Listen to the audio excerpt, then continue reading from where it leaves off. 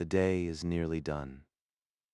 You stand at the garden gate, your hand resting on the sun-warmed wood, and you can feel the heat stored there from hours of afternoon light.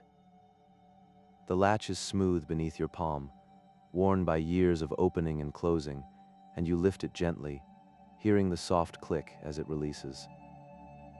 The gate swings inward without a sound. Beyond, the meadow path stretches away from the cottage, a pale ribbon of trampled grass winding through the valley. The light is golden, slanting low across the fields, and everything it touches seems to glow from within. The grasses are amber, the distant hills are honey-colored, even the air itself looks warm, thick with late summer dust and pollen that drifts in lazy spirals.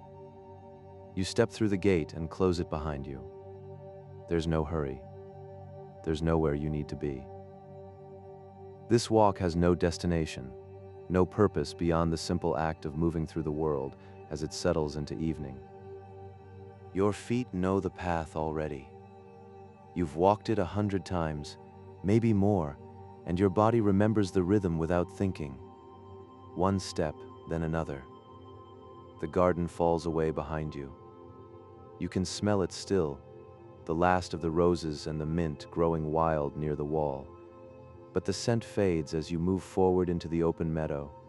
Here, the air is different. Warmer, heavier. It carries the smell of dry grass and earth, of things that have been growing all summer beneath the sun. You pause for a moment, just breathing. Somewhere to your left, a bird is singing. Not the bright, urgent song of morning, but something slower, mellower. A blackbird, perhaps, perched in the hawthorn hedge that borders the eastern edge of the meadow. The notes are round and full, spaced far apart, as if the bird too is winding down, letting go of the day. You listen until the song ends. Then you begin to walk again, slowly, your hands loose at your sides. The path beneath your feet is soft, a little uneven. You can feel the small rises and dips, the places where rabbits have burrowed or moles have worked beneath the surface. The grass brushes against your ankles, whispering as you pass. The sun is lower now, just above the line of trees on the western hill. It doesn't hurt to look at. The light is soft, filtered through miles of atmosphere, turned the color of apricots and amber. Long shadows stretch across the meadow, reaching toward you like dark fingers. You walk into them, and the coolness is a relief. Ahead, the path curves gently to the right, following the natural contour of the land. You cannot see what lies beyond the bend, not yet, but you know, the wildflower meadow waits there, and beyond that, the stream. You've walked this way so many times, but tonight, it feels different, slower, quieter. Tonight, you're paying attention. A breeze stirs, so faint you almost don't notice. It moves through the grasses with a sound like water, a soft susurration that rises and falls. You feel it against your face, warm and dry, carrying the scent of thyme and clover from somewhere further up the valley. You breathe it in and let it out again, matching your breath to the rhythm of your steps. Left foot, right foot. Breathe in, breathe out. The sky above is beginning to change. Still blue, but deeper now, richer, as if someone has added a drop of indigo to the pale wash of afternoon. There are no clouds, just the endless, arching dome of summer sky, fading slowly toward dusk. You tilt your head back and look up for a moment as you walk. Somewhere high above, so high you can barely see it, a swift is circling. You can hear its thin, sharp cry, a sound so distant it seems to come from another world. You watch it turn and turn again, a dark crescent against the blue, until it vanishes toward the east. Then you lower your gaze and keep walking. The cottage is behind you now, out of sight beyond the hedge. Ahead, the meadow opens wider, and you can see the first tall stalks of wildflowers beginning to appear along the edges of the path. Their colors are muted in the low light, but you know them. Oxeye daisies, purple vetch, the pale yellow stars of evening primrose just beginning to unfold. You're almost there. Your steps slow even further, and you realize you're smiling, just a little. There's something about this moment, this in-between time when the day has finished, but the night has not yet begun, that feels like a gift, a pause, a breath held between one thing and the next. You take another step, and another. The wildflower meadow is just ahead. The path narrows as you enter the meadow proper. On either side, the grasses grow taller, reaching past your waist in places, thick with seed heads that nod and sway in the faintest movement of air. Between the grasses, wildflowers rise in scattered clusters, their stems leaning toward the last of the light. You slow your steps, walking carefully now, trying not to disturb them. The daisies are everywhere. White petals, yellow centers, their faces still turned toward where the sun hung hours ago. Some are closing now, folding inward as evening comes, but others remain open, patient, as if they're not quite ready to let the day go. You reach out as you pass and brush your fingertips across one of the flower heads. The petals are cool and slightly damp, already gathering the first moisture of dusk. They feel impossibly delicate, like tissue paper, and you're careful not to press too hard. The flower bobs gently under your touch, then straightens again as you move on. The air here is different than it was by the gate. Richer, sweeter. You can smell the meadow itself, that particular scent of sun-warmed vegetation and dry soil mixed with the perfume of flowers. It's not strong, not overpowering, just a gentle presence all around you, rising from the earth like breath. You stop walking for a moment and simply stand there, breathing it in. A bee drones past your shoulder, so close you can hear the hum of its wings. It's moving slowly, heavily, laden with pollen. You watch as it lands on a purple clover blossom a few feet away, its body sinking deep into the flower. The whole stem bends under its weight. The bee works there for several seconds, then lifts off again and drones away toward the hedge. There are others, not many, but a few. The day's work is nearly done, but they're still gathering, still moving from flower to flower with that same purposeful drowsiness. You can hear them all around you, a low, constant hum that blends with the rustle of grass and the distant song of birds. It's a sound that makes you want to close your eyes, but you keep them open, keep walking. Your pace so slow now that you're barely moving. One step every few seconds, just enough to keep the path unfolding beneath your feet. The vetch is blooming in scattered patches, its purple flowers almost blue in the fading light. You know these plants. Climbers, clinging to the taller grasses for support, their tendrils curled tight around the stems. The flowers are small, delicate, shaped like tiny orchids. You bend slightly to look at one more closely. The petals are veined with darker purple, fine lines that catch what little light remains. There's a bee here too, smaller than the first, its body striped black and amber.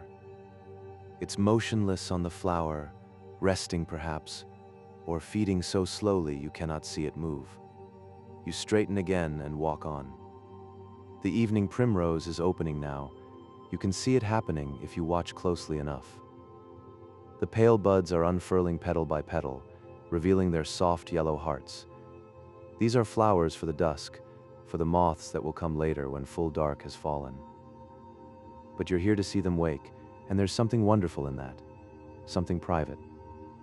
You crouch down beside one of the plants, balancing carefully on the balls of your feet. The bud you're watching is halfway open, its petals still curled at the edges, but spreading wider even as you look. The movement is so slow it's almost invisible, but it's there. You can sense it. A gentle unfurling, like a hand opening, like something letting go. You wait, perfectly still, and watch it bloom. It takes a long time, maybe a minute, maybe two. You're not counting. But eventually the flower is fully open, its four petals spread wide, trembling slightly in the breeze. The scent reaches you then, faint and sweet, almost lemony. You smile and stand up slowly, your knees stiff from crouching. Ahead, the path continues through the meadow, winding between the flowers and grasses. You can see where it goes, or at least the beginning of where it goes. Beyond that, the land dips slightly, dropping toward the stream. You can't see the water yet, but you can hear it if you listen carefully. A faint murmur beneath all the other sounds. But you're not ready to leave the meadow yet. You walk on a little further, your hands trailing through the tall grass on either side of the path. The seed heads tickle your palms, releasing tiny grains that drift away on the air. Some catch in your clothing, some fall to the ground. It doesn't matter. A butterfly lifts from a stem as you pass.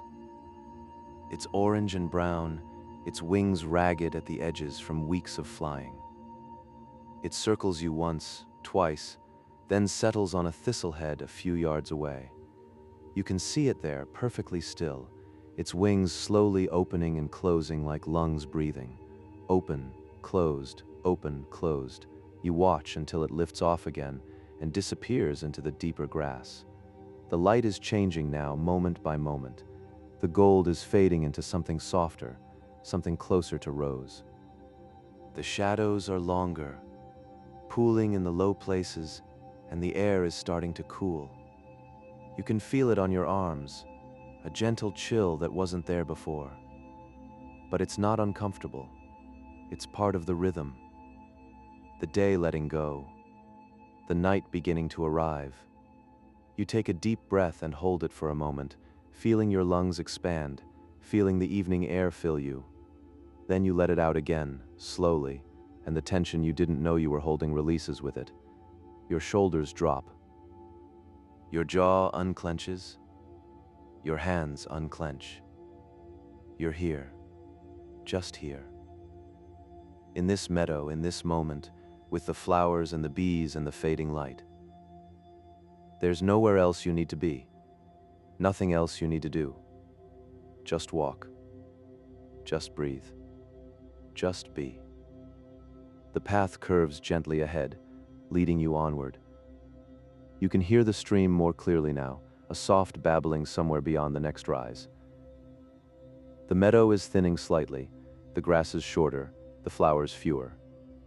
You're moving toward the edge, toward the crossing. But there's no rush. You let your feet find their own pace, slow and steady, and you walk on through the flowers as the evening deepens around you. One step, another step. Breathing in, breathing out. The meadow holds you gently, and you let it. The sound of water grows clearer with every step.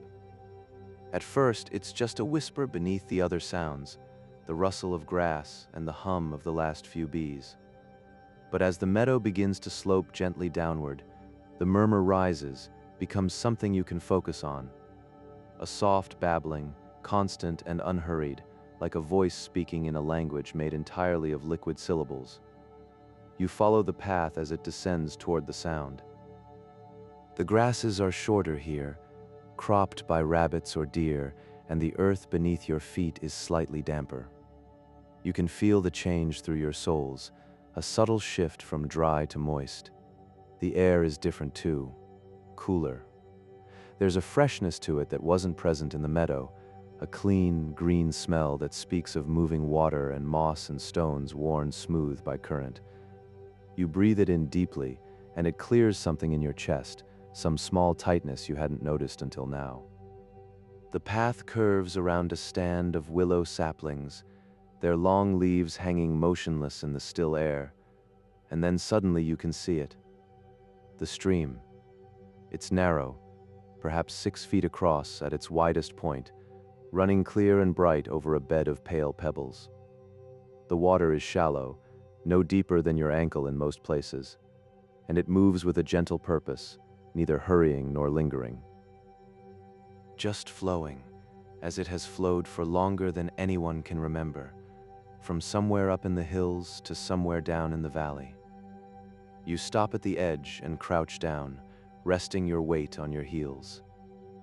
The bank here is soft, covered in moss and low plants you don't know the names of. Small white flowers, delicate and star-shaped, grow in clusters near the water's edge. Their stems are thin as thread. You reach out and touch one, and it trembles under your finger. The water is close enough that you can see your reflection, broken and wavering in the current. Your face looks back at you, fractured into 1,000 moving pieces, reassembling and breaking apart again and again. You watch it for a moment, then dip your hand into the stream. The cold is immediate and shocking and wonderful. You hold your hand there, palm down, feeling the water press against your skin, feeling the current slide between your fingers. It's not painful, this cold. It's clarifying. It wakes something in you, some alertness that had been drowsy with warmth and pollen and evening light. You lift your hand out and watch the water run from your fingers, dripping back into the stream in slow, heavy drops. Your skin tingles where the water touched it. You dry your hand on your clothing and stand again, looking for the crossing. It's there, just a few yards upstream, a line of stepping stones, large and flat, placed at intervals across the current. They're old, these stones. Their surfaces are smooth and slightly rounded, worn down by years of water and weather and footsteps. Moss grows on some of them, bright green and slick-looking in the low light. You approach slowly, considering. The first stone is close to the bank, easy to reach. You step onto it carefully, testing your weight before committing fully. The stone is solid beneath you, barely moving. You can feel the coolness of it even through your soles. You pause there, balanced, and look down at the water flowing around the stone. It parts smoothly, dividing into two streams that rejoin on the far side. You can see the pebbles beneath the surface, rounded and multicolored, gray and white and amber and rust. Some are as small as your thumbnail. Others are as large as your fist. The water makes them shimmer, makes them seem to shift and breathe. A tiny fish darts past, a flash of silver barely there and then gone. You smile and look ahead to the next stone. It's further than the first, but still within easy reach. You shift your weight, lift your foot, and step across. The movement is smooth, unhurried. You place your foot carefully on the center of the stone, where the moss is thinnest, and transfer your weight gradually. The stone holds. You're in the middle of the stream now, surrounded by water on all sides. The sound is louder here, more immediate. You can hear the individual voices of the current, the way it gurgles around the stones, the way it hisses over the shallows, the way it chuckles in the deeper pools. It's a good sound, a sound that asks nothing of you, expects nothing from you, it simply is. You stand there for a long moment, perfectly balanced, letting the sound wash over you and through you. A dragonfly appears from somewhere downstream, its wings catching the light as it hovers near the water's surface. It's iridescent, blue-green and shimmering, its body long and needle-thin. It hangs in the air for several seconds, perfectly still despite the blur of its wings, then darts away so quickly you almost can't follow it. You watch where it went, but it's gone. The third stone is a little to the left, angled slightly upstream. You turn your body, careful to keep your balance, and step across. This stone is smaller than the others, and it shifts very slightly when your weight comes down on it. You freeze, waiting to see if it will settle. It does, sinking perhaps a quarter inch into the stream bed, and then it's solid again. You let out a breath you didn't know you were holding. One more stone to go. This last one is the largest, flat and wide, sitting just below the level of the far bank. It's half in the water, half out, its surface dry and warm from the afternoon sun. You step onto it easily, grateful for the solid footing, and then up onto the bank itself. You've crossed. You turn and look back at the stream, at the line of stones marking your passage. From this side, they look different. Smaller, perhaps, or more fragile. It's hard to say. But you made it across, and there's a small satisfaction in that. A quiet pleasure. You linger there on the bank for a moment, listening to the water, watching the light play on its surface. The sun is lower now, almost touching the hills, and the stream has turned golden in places, silver in others. It looks like something from a painting, something too beautiful to be entirely real. But it is real. You can hear it. You can smell it. You can still feel the cold of it on your hand. You take one last look, committing it to memory, and then you turn away from the stream and continue along the path. Ahead, the land rises slightly, climbing toward a grove of trees. You can see their pale trunks glowing in the twilight, slender and graceful, their branches arching overhead. Birch trees. You've always loved this part of the walk. Your steps quicken slightly, just a little. As you move toward the grove, the grass beneath your feet is soft and springy, and the air is growing cooler with every passing minute. You can feel the evening settling around you, gentle and unhurried, like a blanket being drawn up slowly. The stream's voice fades behind you, replaced by the whisper of wind in leaves. You're almost there. The first tree stands just off the path, solitary and elegant. Its trunk is white, almost luminous in the fading light, wrapped in papery bark that peels away in thin curls. You reach out as you pass and touch it gently. The bark is cool and smooth beneath your fingers, like fine parchment, and it rustles faintly at your touch. You let your hand fall away and walk on. The path curves into the grove proper, and suddenly you're surrounded by birches on all sides. Dozens of them, their pale trunks rising from the grass like pillars in some ancient hall. They're young trees, most of them, slender and straight, no thicker than your arm. But there are older ones too, here and there, their trunks marked with dark horizontal lines, their bark rougher and more deeply furrowed. The canopy overhead is light and open, the leaves small and delicate, trembling at the slightest breath of air. You stop walking and tilt your head back to look up. The sky above is visible through the branches, that deep, darkening blue of early evening. The light that filters down through the leaves is soft and dappled, moving in gentle patterns across the ground at your feet. It shifts as the branches move, creating pools of brightness and shadow that appear and disappear and appear again. You could stand here for hours just watching, but after a while you lower your gaze and walk on, deeper into the grove. The air here is different than it was by the stream, warmer, stiller. The trees shelter you from the breeze that moves across the open meadow, and the space between the trunks feels enclosed, intimate, not confined exactly, more like being held. You move slowly between the birches, your feet finding the path without needing to look. The ground is carpeted with last year's leaves, brown and dry and fragile. They crunch softly under your steps, releasing a faint, earthy smell. Somewhere above, a bird calls. A single clear note, repeated 3 times, then silence. You pause and listen, but it doesn't call again. The light is changing moment by moment now. The sun has slipped behind the hills, and the direct golden light is gone. What remains is softer, more diffuse, coming from the whole sky rather than any single point. The trees seem to gather it, to hold it somehow, glowing gently against the darker background of the forest floor. You walk toward one of the larger birches and stand close to it, looking up along its trunk. The bark is marked with those characteristic black lines, horizontal slashes that circle the trunk at irregular intervals.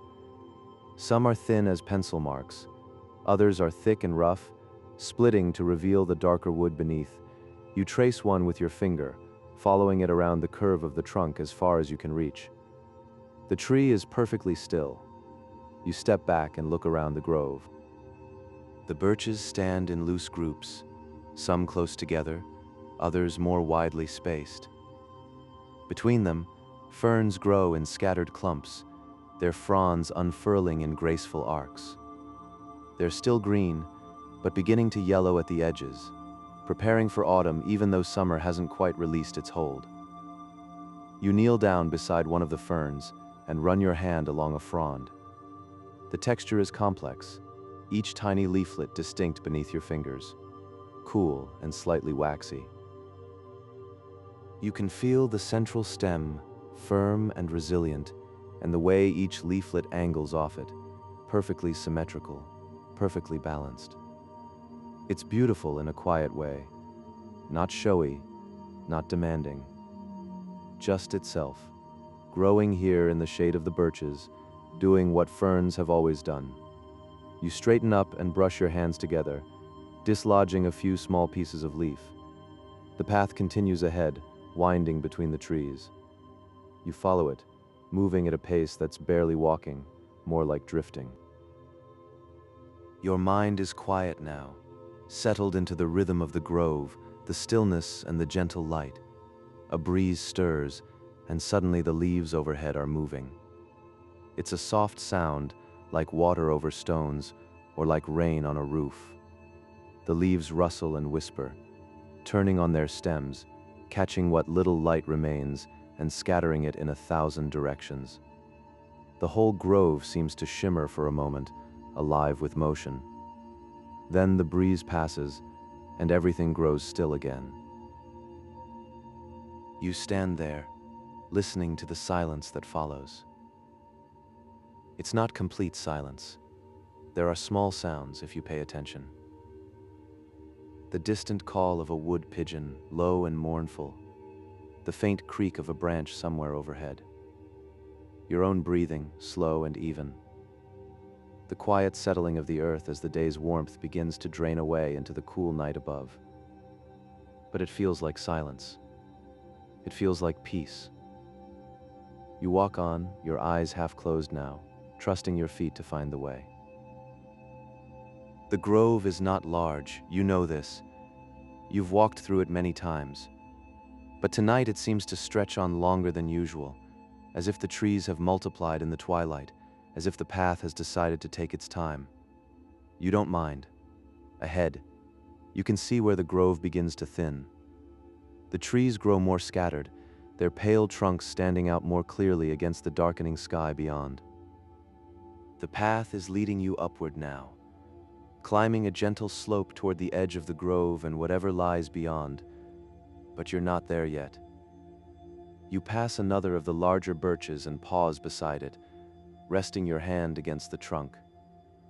The bark is cool now, all the day's warmth gone. You can feel the solidity of the tree beneath the papery surface, the living wood, strong and patient. Trees have their own time, their own rhythm. They measure seasons, not hours, years, not days. This tree has stood here for decades perhaps, watching the light change, feeling the rain and sun, holding its place while the world moved around it. You close your eyes and stand there with your palm pressed to the bark, breathing slowly. In, out. In, out. The grove breathes with you. After a while, you're not sure how long, you open your eyes and let your hand fall away from the tree. The light is almost gone now. The sky above the canopy is deep blue, edging toward violet. The first stars will be appearing soon, if they haven't already. You can't see them yet through the leaves, but you know they're there. You turn toward the path and begin walking again, following it upward through the last of the birches. The trees are smaller here, younger, their trunks thinner and their bark brighter. They seem to lean toward the open ground ahead, reaching for the light that's already fading. You walk between them, and then suddenly you're through, stepping out of the grove and onto the hillside beyond. The space opens around you, wide and quiet. You stop and look around. You've reached the high ground. The meadow is below you now, spreading out in the gathering darkness. You can see the path you walked earlier, a faint line through the grasses. You can see the stream, glinting dully in the last light. Beyond that, the land rolls away toward distant hills, their outlines soft and blue against the darkening sky. And above you, the sky itself. Vast. Endless. You sink down onto the grass and sit, pulling your knees up slightly, resting your arms across them. This is the place you were walking toward, though you didn't name it consciously. This quiet hillside, this open space, this spot where the earth meets the sky. This is where you can rest. The grass beneath you is soft and slightly damp with evening dew. You settle more comfortably, shifting your weight until you find the right position. Not lying down, not quite. Just sitting, leaning back slightly on your hands, your legs stretched out in front of you. The hillside slopes gently away, and you can feel the solid earth supporting you, holding you steady. You let out a long, slow breath. From here, the view spreads out in all directions. The valley below is darkening rapidly now, the meadow losing its color, becoming a study in shades of gray and blue. The stream has disappeared into shadow, though you know exactly where it runs. The birch grove behind you is a pale smudge against the deeper darkness of the land beyond. But the sky is holding onto the light a little longer. It's layered now, banded with color. Near the western horizon, where the sun has just set, there's a strip of amber, fading to peach, fading to rose. Above that, the blue deepens through every shade you can imagine. Pale blue, sky blue, cornflower, indigo. And higher still, at the very top of the dome, the blue is so dark it's almost black, and there, right there, you can see the first star. Just one. A single point of light, steady and clear. You watch it for a long time, waiting to see if others will join it. They do, slowly. One appears to the east. Faint at first, but growing brighter as the sky darkens around it. Then another, and another. They don't arrive all at once. They reveal themselves gradually, as if they were always there but needed the darkness to make them visible. You lie back now, carefully, lowering yourself onto the grass until you're flat on your back, looking straight up. The ground is cool against your shoulders, your back, your legs. You can feel individual blades of grass pressing against your skin through your clothing. The earth smells rich and damp, alive with the work of roots and worms and beetles, all the hidden creatures that move through soil and darkness. Above you, the sky continues its transformation. More stars are appearing now, scattered across the deepening blue like salt thrown across dark cloth. You recognize a few, the bright one there. That's a planet, you think. Venus, perhaps? And those three in a line, that must be Orion's belt, though the rest of the constellation hasn't emerged yet. But mostly you don't try to name them. You just watch them appear, one by one, patient witnesses to the ending of another day. A bat flickers past overhead, dark against the pale sky, moving so quickly you almost miss it. Then another and another. They're hunting now, swooping and turning in erratic patterns, following the insects that rise from the meadow in the evening warmth. You watch them for a while, amused by their frantic energy, so different from the stillness settling over everything else. Then you close your eyes and simply lie there, feeling. The grass beneath you, the cool air on your face, the gentle rise and fall of your own chest as you breathe. The earth, vast and solid, turning slowly through space, carrying you with it. You can almost feel that turning if you stay very still. Not as movement exactly. more as a sense of being part of something larger, something that moves according to rhythms far older and deeper than anything you can fully understand. It's comforting, in a strange way, to know that you're small, that this moment is small, that all your concerns and worries are small, held within a context so immense that they barely register.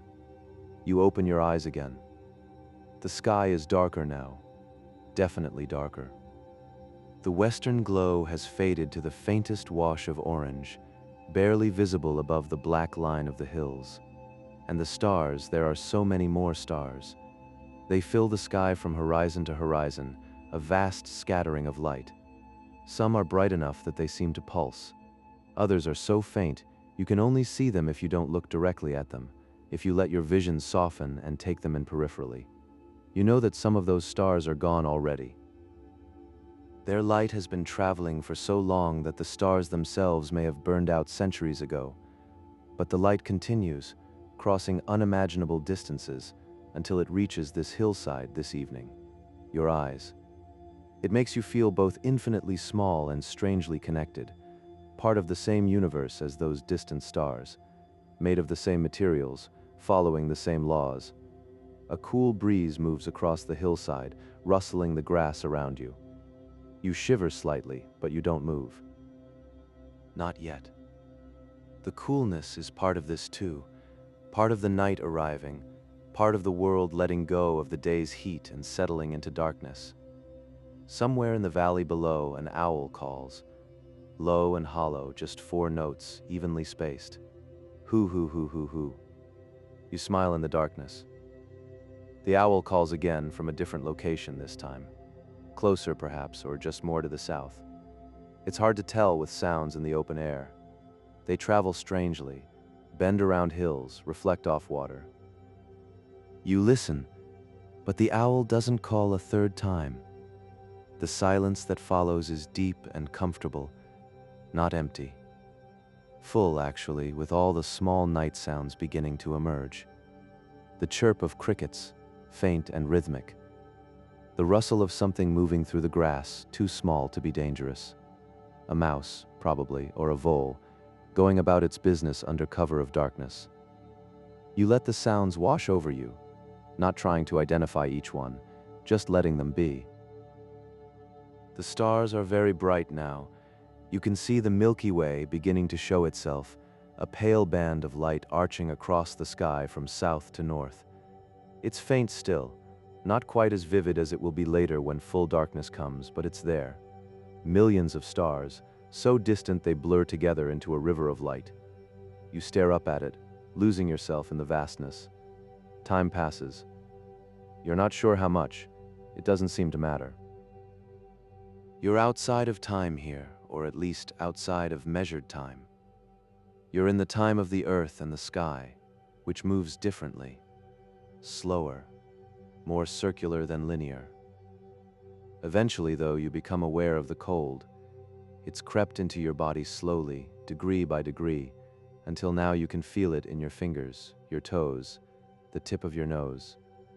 Not painful, not even truly uncomfortable, but enough to remind you that you have a body, that bodies need warmth, that there's a cottage waiting for you back across the meadow. You sit up slowly, stiffly. Your muscles have settled during the stillness, and they resist the movement at first.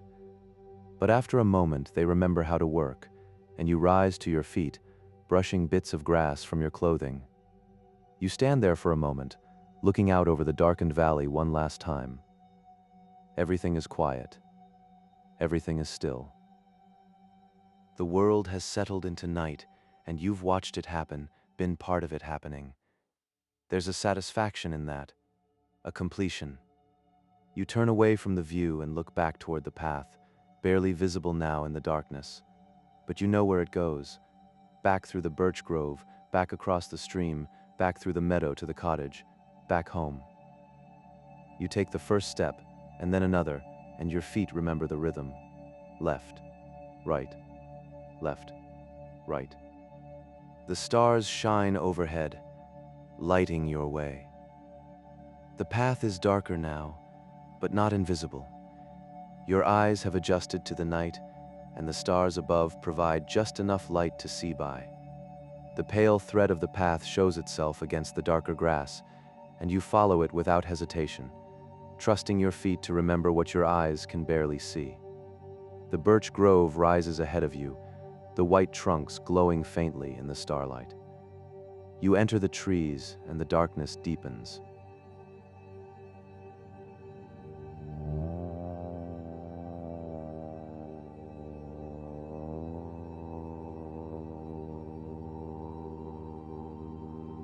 Let us begin. The canopy above blocks most of the sky, and the starlight that filters through is broken and scattered. But it's enough. You move slowly between the trunks, one hand reaching out occasionally to touch a tree as you pass, using it to orient yourself. The grove is different at night, quieter somehow, though you wouldn't have thought that possible. The rustling of leaves has ceased. The birds are silent. Even your footsteps seem muffled, absorbed by the soft earth and the surrounding trees. You can hear your own breathing, steady and calm. In, out, in, out. The path curves gently to the right, and you follow it, moving through the darkness with a strange confidence. You've walked this way so many times, your body knows it, even if your eyes cannot quite see. And then you're through the grove, emerging onto the slope that leads down toward the stream. The sky opens above you again, vast and scattered with stars. You pause for a moment, letting your eyes readjust, and then you continue down the gentle slope, your steps slow and careful on the uneven ground. The stream announces itself before you can see it. You hear the soft babbling, that constant liquid voice, unchanged from when you crossed it in the golden light of evening. But it sounds different now. Quieter, perhaps. Or maybe you're just listening differently. You reach the bank and stop, looking for the stepping stones. They're there, pale shapes just visible in the darkness. The water around them is black, reflecting the stars in fragments that shift and dance with the current. You step onto the first stone carefully, testing your balance in the dark. It holds just as it did before. You move to the second stone, then the third, taking your time. There's no rush. The crossing is familiar now, the spacing of the stones committed to memory. Your feet find them without searching. On the middle stone, you pause and look down at the water. It's difficult to see much, but you can hear it flowing around you, feel the coolness rising from its surface. Somewhere downstream, a nightbird calls. Just once. A sound you don't recognize. You smile and step to the final stone, then up onto the far bank. The meadow stretches before you, dark and vast. The wildflowers are invisible now, folded into sleep, but you know they're there. You can smell them faintly, their perfume released by the cooling air. The grasses whisper around you as you walk, brushing against your legs with a sound like breath. Your pace is slower than it was this afternoon, not from tiredness exactly, more from a reluctance to let the walk end. This peaceful movement through the darkness, this solitude, this quiet, you want to hold on to it a little longer, but the cottage is waiting. You can see it now, a faint glow in the distance where you left a lamp burning in the window. Just a small point of warm light against the darkness, but it's enough to guide you home. You walk toward it steadily, your feet finding the path without conscious thought. The night air is cool on your face, carrying the scent of grass and earth and distant water.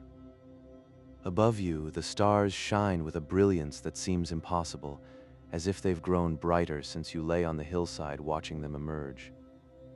Maybe they have.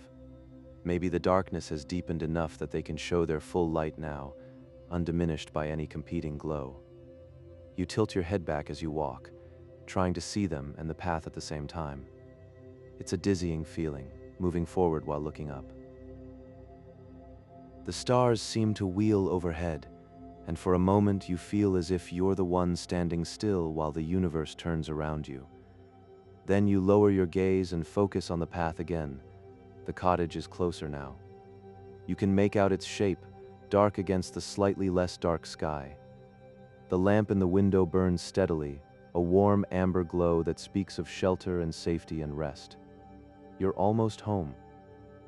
The garden gate appears out of the darkness, its familiar shape recognizable even in the starlight. You reach out and find the latch, lifting it with fingers that remember exactly how it works. The gate swings open. You step through into the garden, and the scent of roses rises around you, stronger now in the cool night air. The mint releases its fragrance as your foot brushes against it. Everything smells green and alive and settled. You close the gate behind you carefully, quietly, lowering the latch into place. The cottage door is just ahead, and you can see light seeping around its edges.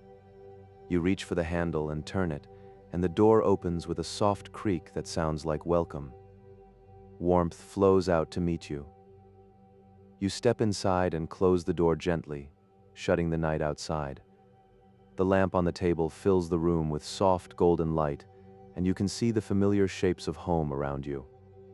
The chair by the window, the shelf of books, the kettle on the stove, everything is exactly as you left it. You move through the room slowly, touching things as you pass. The back of the chair, the edge of the table. Small gestures of return, of recognition. You're tired now, properly tired. The good tiredness that comes from gentle movement and fresh air and time spent in quiet contemplation.